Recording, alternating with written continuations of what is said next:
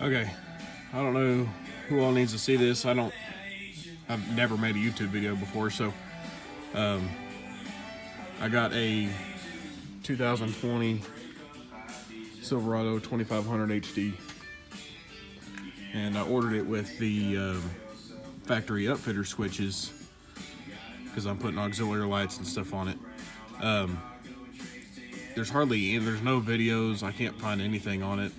So, I mean, it's taken me about 2 hours to figure all this out. But I know this will probably help somebody. So I'm going to go backwards from the way I did it. So, this right here is the line. It'll come in the pack that you get. It's usually shoved in your glove box because I guess they don't feel like doing it whenever they get in the factory. Pull this lid off here.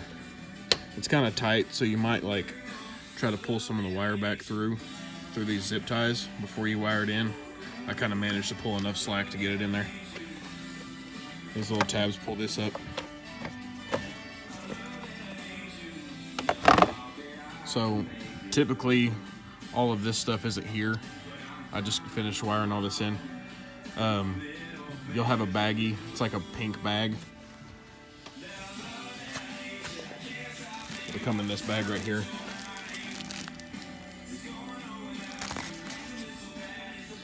But you're gonna put your fuses in. You'll put these terminal deals in right here. These little stubby pieces. They'll slide in and lock into these three positions. Then you'll put your fuse in, these two fuses. Then you'll put this plate in. The plate goes in a certain direction, so pay attention because it's wider this way than this way, so pay attention to that. Secure these ends. Over here, there's a little plate. You can kind of see it underneath that bolt. You'll have to put the fuse in first. Then you'll put the stubby in first. Then you put the fuse down. Then you put this down. I just finished this up, so bear with me. This is for the snowplow. So this is your snowplow hookup. If you're running a snowplow, you'll run your wire into here. This is your auxiliary hookup, the 60 amp fuse right here. Put the stub in, put the fuse over both the stubs at the same time. Then you'll put this plate on. Then you'll put your wire on. Screw all your nuts on. Same thing over here. Put your stub in first. It locks in. It'll clip. You'll feel it. Lock in. Then you'll just put this here. That has the screw or the bolts already attached to it, so it's kind of fitted in there. Run your wire across here. It's really hard to see. I don't really have enough room in front of me, but there's like a little nipple down in here that you'll have to cut the tip off of it and shove the wire through the firewall. I'm gonna grab my flashlights here, so I'm gonna go around the other side. Don't mind me, I almost fell.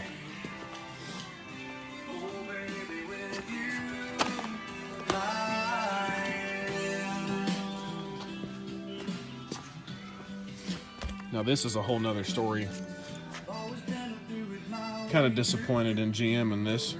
Here's the auxiliary switches. There's 5 switches, but there's only 4 hookups, so I gotta figure out why that is. Mine didn't come with any screws. Y'all's might have come with screws. I kind of had to rob some from areas that could be without. But you'll have a fuse block, and you can see it mounted right there. So it screws in between this and this. The screws will go through into the fuse block.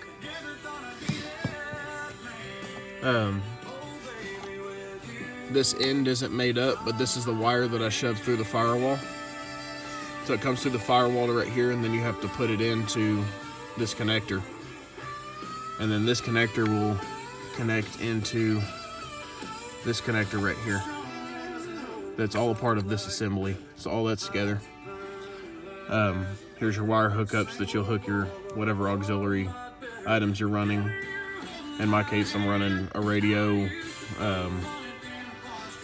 some front and rear strobe lights. Kind of do construction for the city, so this hookup right here is for any kind of aftermarket trailer brake. Whenever you first get into it, let's see if I can get in here to see it. There is a connector. Where is it at? Right there. It's got tape around it. That's the connector that you'll put it in there. If you can follow. See, here's your hood latch. If you look straight underneath, pretty much your hood latch. You can see that gray connector. Like, let's see if I can get to it in the light.